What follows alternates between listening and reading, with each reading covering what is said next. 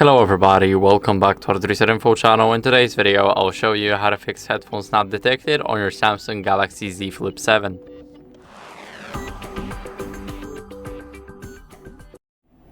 So if you're using an adapter for USB-C, so your charging port, then first let's start off by cleaning it. Basically, dust can block a lot of connections, so you want to make sure that your charging port is clean. And next, after you clean it, let's hold the power button and let's click restart and restart our device to refresh the entire system. So I'll see you guys once the phone restarts.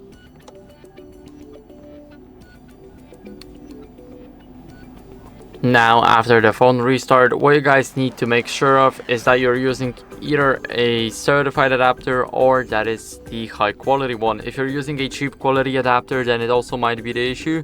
And you guys can also test a different pair of headphones to check if it's the adapter's fault or your headphones. Now, what you guys can do is, for the Bluetooth headphones, what you guys can do is restart the Bluetooth. So open up settings. Now here, go to connections and select Bluetooth. Here, make sure that your Bluetooth is on. Now keep it on for a while, and after a few seconds, disable it and re-enable it. Now if your device is already connected, your headphones, then you guys can forget them and then simply repair them back. Now for the next step, make sure that your headphones are charged fully, so there's no situations where your headphones are discharged completely and you even cannot use them.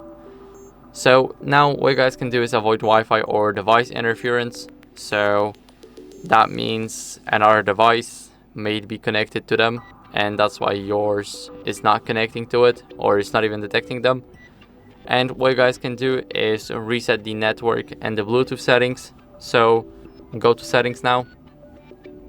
Here we need to scroll a bit down until we see the general management.